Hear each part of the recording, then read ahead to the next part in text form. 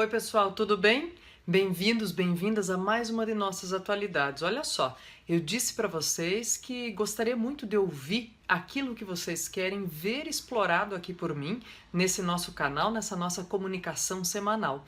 E por escutar algumas vozes aí do outro lado, eu resolvi hoje então tratar justamente de algumas expressões e de algumas relações entre drogas e violência na nossa sociedade, na sociedade contemporânea, com alguns recortes. Enfim, é um assunto bastante polêmico, bastante complexo, não dá para simplificar ou resumir o tratamento, gente, ou a transformação de um cenário com simples frases de hashtag em rede social. E você deve já ter entendido, ter captado o que eu estou dizendo, né? Aquelas frases simplistas e generalistas para que se dá um curtir ou um hashtag na rede social não resolvem o problema tão complexo que é a relação entre drogas, violência, sociedade, tráfico, criminalidade. E eu quero convidar você justamente a fazer essa reflexão comigo hoje, sob um viés, sob uma leitura e, quem sabe, a partir daí, aprofundar um pouquinho mais, com cuidado, com clareza, os seus conhecimentos a respeito do tema. Que tal? Vai aí também a minha dica do resumo que eu preparei para você ter um guia de estudos, aí, um guia de ponto de partida para o seu trabalho, para a sua relação de leitura com esse tema. Tudo bem? Bem, se você já estudou alguma coisa ou já viu alguma proposta de texto, por exemplo, relacionada à violência, drogadição, a problemas de descriminalização, por exemplo, das drogas, que é um ponto a ser votado pelo STF no Brasil, nós temos aí expressões que provavelmente você já viu também, como enxugar gelo e políticas públicas, hein? Que tal? Uma expressão usada muito para dizer de políticas públicas que não dão certo, gente, ou que tratam apenas as consequências relacionadas a tráfico, crime organizado, drogadição e tudo mais, são chamadas políticas públicas feitas para se enxugar gelo. Literalmente, você sabe que enxugar gelo não trata a causa do derretimento, né? A gente só fica tratando a consequência, certo? Política pública. Gente, uma política pública que seja coerente com a sociedade em que ela é instalada tem que levar em consideração todos os aspectos dessa sociedade, principalmente por onde começar. Questões relacionadas a curto, médio e longo prazo. Então, ao se perceber uma política pública como ampla e sustentável, sempre se tem essas três características, esses três elementos em condição de aplicação, né? Ou seja, tratar a curto, médio e longo prazo essa problemática. E aí, com base nessas expressões, por exemplo, pessoal, eu quero lançar uma pergunta e sugerir a vocês que depois dessa nossa conversa, e quem sabe depois de mais algumas pesquisas ou qualquer reflexão que vocês possam fazer para complexificar os argumentos, eu queria que vocês fizessem um texto para exercitar mesmo a argumentação e a percepção cidadã da problemática, que respondesse a esta pergunta tema que a prof traz aqui para gente, ó. Por que a pobreza não é a causa única e exclusiva da criminalidade? Pergunta tema, pessoal, ó. Por que a pobreza não é a causa única e exclusiva da criminalidade? Por que esse tema? Porque essa relação, gente, está intimamente ligada à nossa discussão. E aí nós vamos para um ponto fundamental. Porque, gente, nós temos aí uma ideia de discussão de dimensão social das drogas. Por exemplo, quando se trata de temas como drogas e violência, são palavras, são substantivos de uma carga de significado muito ampla e generalizada. A gente pode fazer vários recortes, quer ver? Só relacionando violência. Posso falar de violência urbana, posso falar de violência nos estádios de futebol, posso falar de violência doméstica, quer dizer, violência é o assunto, né? As temáticas vão depender dos recortes dos tipos de violência. Já em relação a drogas, é importante conceber e conhecer o caminho aí de peso semântico negativo, pejorativo, que ela ganhou na sociedade contemporânea, essa palavra droga. Por quê, pessoal? Olha só, a gente tem, por exemplo, as farmácias que podem ser chamadas de drogarias. Então, peraí, existem drogas lícitas, ilícitas e também drogas que podem ser prescritas como medicamento. Olha que interessante. Então, há uma definição, ou há várias definições que tornam essa palavra muito ampla. No entanto, quando a gente costuma associar, inclusive com frases de senso comum, drogas e violência, a gente costuma usar a definição de droga no sentido mais pejorativo, no sentido negativo, no sentido relacionado ao consumo de psicotrópicos, de substâncias que fazem com que o nosso organismo tenha efeitos diversos, ou que tem efeitos diversos no nosso organismo, né? Então, quem sabe, pessoal, com base nesses conceitos amplos de drogas e violências, e tipos de violência, a gente possa afunilar, especificar um tanto a nossa discussão, se nós formos tratar, por exemplo, de tráfico e criminalidade. Talvez aí a gente possa lapidar um pouquinho mais o argumento, sair do senso comum ou dessas afirmações generalistas a respeito do tema, né?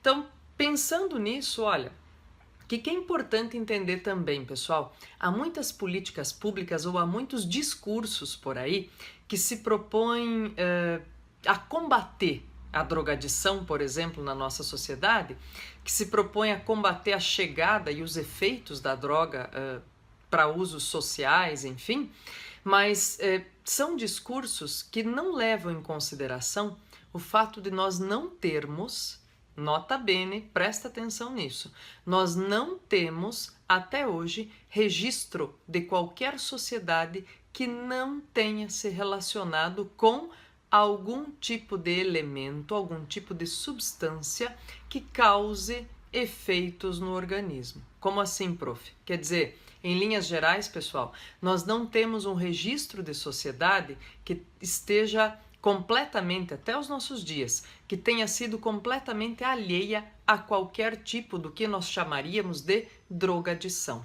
Quer dizer, o uso de drogas, ou o uso de efeitos de elementos que causam, de substâncias que causam efeitos psicotrópicos, são relacionados aí. A palavra sociedade e o uso desses elementos, dessas substâncias, é muito relacionado, é muito, vamos dizer assim, tem uma relação muito íntima com o passar do tempo. Então, se nós não temos registro de uma sociedade completamente alheia ao uso desses elementos, como é que nós podemos prometer num discurso ou querer com algumas ações dizer que nós vamos eliminar os problemas relacionados a isso, hein? Será que não é um discurso muito idealista ou um discurso fora, de fato, da realidade possível?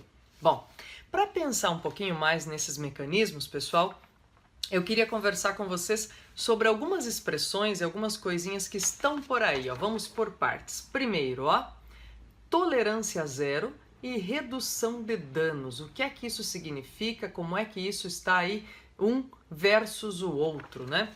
Tolerância zero é, por exemplo, a política implantada no fim dos anos 70, início dos anos 80, pelo governo Ronald Reagan nos Estados Unidos. Tolerância zero à drogadição, a entrada de drogas, principalmente a cocaína vinda da Colômbia, na época nos Estados Unidos. O que acontece? Essa política de tolerância zero se provou frustrada, não deu certo, né? Porque aquele tempo, conforme a política ia sendo mais rigorosa, mais barata e mais fácil ficava a obtenção da droga. Então ela se revelou uma política que não deu certo, uma política que fracassou. De outro lado, gente, são polos bem opostos, viu? Por isso que eu coloquei versos aqui, tá? Tolerância zero e redução de danos. De outro lado, gente, há políticas de redução de danos, como, por exemplo, em alguns lugares da Europa, vou citar a política adotada principalmente na Holanda, que é uma política que foi difundida para o mundo. Há todos os problemas relacionados ao fato de haver países que podem se transformar em grandes lugares para que as pessoas façam só turismo de uso de drogas ou coisa assim, Mas uma das situações importantes a serem relacionadas quando se trata de redução de danos é a política feita, por exemplo, oferecendo um kit limpo para quem tem, vamos supor, olha lá, tem vício em heroína, né? E aí, em lugar dessa pessoa ir usar agulhas que não são descartáveis, que são sujas, que transmitem doenças, num muquifo qualquer da sua cidade, o governo tem essa pessoa cadastrada, atende essa pessoa e, obviamente, ele tenta de todas as maneiras, pessoal, isso é uma política pública, né? Ele tenta de todas as maneiras afastar, diminuir, minimizar o impacto do fato dessa pessoa ser viciada. Inclusive oferecendo aos poucos tanto o distanciamento da droga quanto oferecendo aos poucos essa política de usar então pelo menos material descartável, material apropriado, que não esteja contaminado de outros usuários. Isso parece chocante para nós, entendo, né? E também alguém diz, nossa, prof, mas pensa bem, o governo ofereceu um mecanismo para ele se drogar? Veja, pessoal, por isso essa política é chamada de redução de danos, é minimizar o impacto tanto na economia quanto na saúde daquele país, porque afinal de contas, alguém que se droga, por exemplo, injetando alguma substância no organismo e adquire alguma doença, por exemplo, a própria AIDS, o que acontece? Ele vai acabar parando no sistema público daquele país, né? Vai acabar ficando a cargo do sistema público daquele país. Então a gente precisa pensar com muito cuidado esse elemento complexo que é a relação de drogadição e sociedade. E eu queria aproveitar então aqui, gente, para indicar, porque assim, ó, a gente já vou indicar algumas ideias cinematográficas aqui para vocês, mas queria aproveitar também para pensar um pouquinho, gente, em por que é que nós temos tráfico, né, na nossa sociedade. Diz assim, olha, tráfico, gente, é crime organizado internacionalmente, tá? São redes internacionais e ele não acontece só com drogas, ele acontece com armas, com drogas, com pessoas, com informações, tráfico de informações. Sim, a gente costuma não pensar muito nisso, né? Mas isso acontece.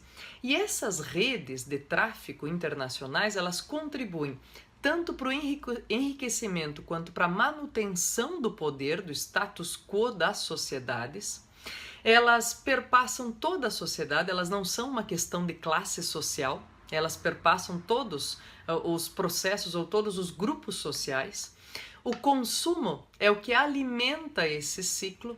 Então, mesmo aquela pessoa que diz assim, consome algo ilícito socialmente, né? Diz, nossa, parece contraditório falar em algo ilícito socialmente, né?